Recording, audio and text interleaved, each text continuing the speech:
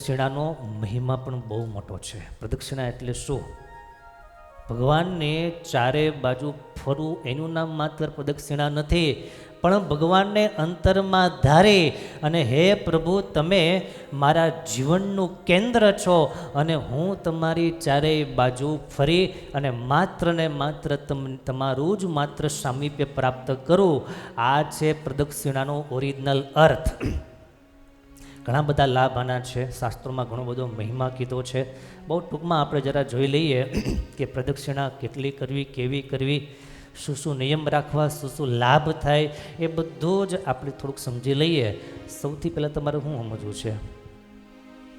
લાભ. બરાબર ને? લાભ શું થાય એ નક્કી થાય પછી આગળ સાંભળીએ. શાસ્ત્રોમાં લખ્યું છે, યાની કાની ચ પાપાની જન્માંતર કૃતાની ચ તાની તાની સર્વાણી નશ્યંતો પ્રદક્ષિણામ પદે પદે પદે પદે યા પુરી પૂજકેભ્યો સદ્યવસ્વ મે ગાતિ ફલમ દદાતિ તાન સર્વ પાપ હેતુ ક્ષય ભૂતામ પ્રદક્ષિણાંતે પરિતઃ કરો મે. આવો શાસ્ત્રમાં આપેલો છે પ્રદક્ષિણાનો મહિમા, કે જે કાંઈ જન્મ જન્માંતરના પાપ કર્મ થયેલા છે એ તમામ પાપને નાશ કરવા માટે, એ તમામ પાપને શાંત કરવા માટે પ્રદક્ષિણા એકમાત્ર ઉપાય છે. અને પદે પદે આ પરિપૂજકેભ્ય સદ્યશ્વ મેઘાદિ ફલમ દદાતિ, એક એક પગલે એક એક અશ્વમેધ યજ્ઞનું ફલ પ્રાપ્ત થાય. આટલો મહિમા ભગવાનને પ્રદક્ષિણા કરવાનો છે. માટે ભગવાનના ભક્તો પ્રદક્ષિણા કરવી, પણ કેટલી કરવી, કેમ કરવી, શું શું નિયમ રાખવા, એ પણ થોડું જાણી લઈએ. આનો બીજો વિશેષ લાભ એ પણ છે કે પ્રદક્ષિણા કરવાથી મન આપણું સ્થિર થાય છે. કારણ કે ભગવાનને આપણે કેન્દ્ર બિંદુમાં રાખી અને પ્રદક્ષિણા કરીએ એવો ભાવ રાખીએ છીએ, માટે મન આપણું સ્થિર થાય છે. પ્રદક્ષિણા કરવાથી શારીરિક અઢળક લાભ પ્રાપ્ત થાય છે. સામાન્ય દ્રષ્ટિએ કહીએ તો પ્રદક્ષિણા એક વોકિંગ પણ કહી શકાય. જેમ વોકિંગમાં તમે જેમ ચાલો છો એવી રીતના પ્રદક્ષિણામાં ચાલવાનું છે. ચાલવાથી, પ્રદક્ષિણા કરવાથી એક બહુ સારી કસરત થઈ જાય છે. હૃદય માટે બહુ જરૂરી, જે 35 મિનિટની એવરી ડે પ્રદક્ષિણા કરે, જે ચાલે, ભગવાનને સાથે રાખીને ભગવાનના ભજનમય પ્રદક્ષિણા કરે, એનું હૃદય પણ સારું હાલે, એના હૃદયમાં પણ સારું હાલે. એમાં કંઈ સમજ્યા? હૃદય સારું હાલે અને હૃદયમાં સારા વિચારો આવે. હૃદય સારું ચાલે, હૃદયમાં પણ સારું ચાલે. બ્લડ સર્ક્યુલેશન વ્યવસ્થિત થાય, પમ્પિંગ જે પ્રોસેસ છે એ સારી થાય, ઘૂંટણના પગની માંસપેશીઓ વગેરે બધું મજબૂત થાય, શ્વસન તંત્ર મજબૂત થાય, તણાવ ઓછો થાય, શરીરમાં અને મન બંને શાંત થાય. ઘણા આના ફાયદાઓ છે. નકારાત્મક વિચારો શાંત થાય છે, ભગવાનમાં વિશ્વાસ વધે. સૌથી મોટી વાત કે ભગવાન અને ભગવાનના સંતો આપણા પર પ્રસન્ન થાય. તો પ્રદક્ષિણા કરવાના અધધ ફાયદાઓ છે.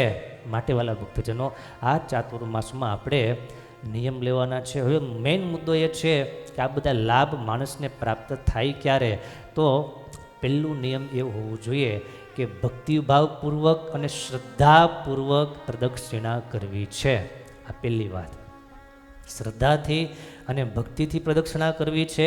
ત્યારબાદ બીજી વાત, પ્રદક્ષિણા કરવામાં આપણે જરા ધ્યાનમાં રાખીએ કે પ્રદક્ષિણા કરતી વખતે ભગવાનને સંભાળવા છે. ભગવાન મારા કેન્દ્રમાં છે અને હું ભગવાનને ફરતે પ્રદક્ષિણા કરું છું અને ભગવાનને હું વશ કરું છું. ભગવાનની જે ઉર્જા જે ચારેય બાજુ જે પ્રસરી રહી છે, પ્રદક્ષિણાના માધ્યમથી એ ઉર્જાને હું સ્વીકાર કરું છું, મારામાં એને ધારણ કરવાનો પ્રયાસ કરું છું. પ્રદક્ષિણામાં બીજું ધ્યાન રાખવાનું કે આજુબાજુમાં કોઈને આપણાથી ધક્કો લાગી જાય નહીં. ભગવાનનું નામ સ્મરણ કરતાં કરતાં પ્રદક્ષિણા કરવાની છે. બહુ ઝાઝી કરી નાખવી છે એ લાઈનમાં ભગવાન ભૂલી જઈએ તો ખોટું પડશે. બહુ ઝાઝી કરી નાખવી છે એ લાઈનમાં આપણે કોકના આપણાથી અપરાધ થઈ જશે, આપણાથી કોકને ઠોહો લાગી જાય. તમે ઘણી વખત જોયું હશે ને, મોટા મંદિરોમાં પ્રદક્ષિણા કરતા, એમાં ખાસ કરીને આ ચાતુર્માસમાં દરરોજના નિયમ લીધા હોય 500 પ્રદક્ષિણા કરવી અને પછી રાજધાની ઉપડે. આજુબાજુમાં બધાએ 10-10 ફૂટ અંતર જ રાખવું પડે.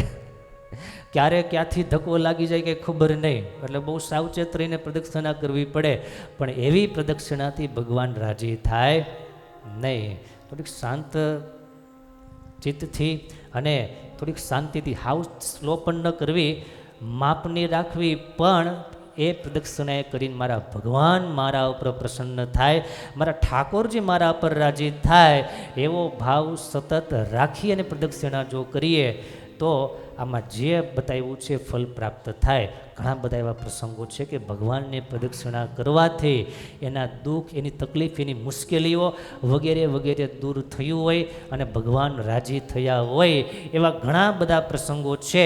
પ્રદક્ષિણાની બાબતમાં એક મુદ્દો ખાસ યાદ રાખવો. ઘણાને પ્રશ્નો, પ્રદક્ષિણા કરવી ક્યાં? તો પહેલી વાત, પ્રદક્ષિણા ભગવાનના મંદિરે જઈને કરવી. બીજી વાત, પ્રદક્ષિણા કોને કરવી? તો આપણા ઈષ્ટ જે હોય, આપણું જે ધ્યેય સ્વરૂપ હોય, આપણે જેને પામવું છે એવા પરમાત્માને પ્રદક્ષિણા કરવાનો નિયમ લેવો. મંદિરે પ્રદક્ષિણા કરીએ એ ઉત્તમ છે.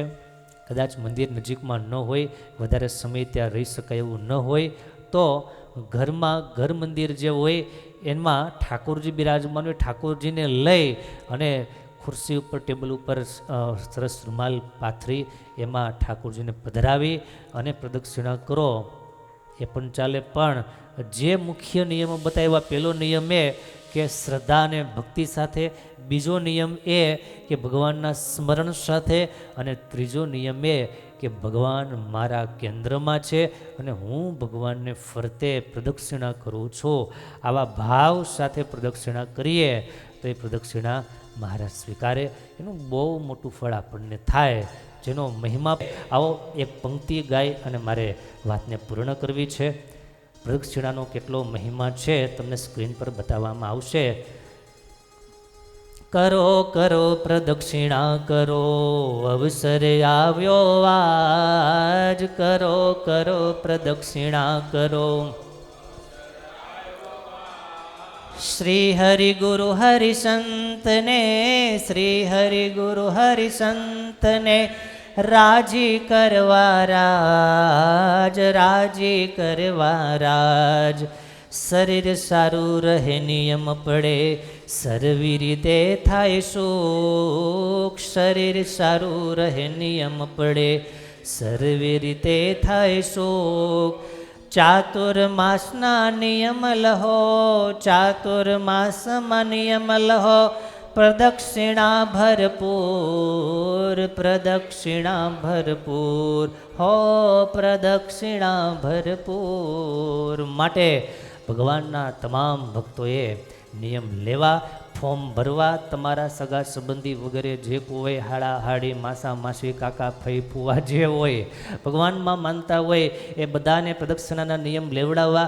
પ્રદક્ષિણા ક્યાં કરવી? તો મંદિર નજીકમાં હોય તો મંદિરે નિયમ રાખવું, પ્રદક્ષિણા કરવાનું. અને વિશેષ નિયમ લીધેલું હોય, મંદિરે વધારે સમય ન જઈ શકાતું હોય તો ઘરમાં ઠાકોરજીને ખુરશીમાં કે સિંહાસનમાં કે ટેબલ પર પધરાવી ભગવાનનું આહ્વાન કરું કે પ્રભુ આપ આ મૂર્તિમાં સાક્ષાત બિરાજમાન છો, રહેજો અને મારી પ્રદક્ષિણા સ્વીકાર કરજો. આવી રીતના બહુ હૃદયના ભાવથી, ભક્તિભાવ સાથે જો પ્રદક્ષિણા કરીએ તો ભગવાન એ પ્રદક્ષિણા સ્વીકાર કરે અને રાજી થાય અને થાય. એમાં કોઈ શંકાને સ્થાન નથી. માટે દરરોજ 51, 101, 211 જે પ્રદક્ષિણા કરો પણ ભક્તિભાવથી, શાંત ચિત્તથી કરવાનો નિયમ લેજો. વિશેષ વાત આપણે હવે પછી કરીશું. એ પ્રદક્ષિણાનો મહિમા પણ આપણે સાંભળો.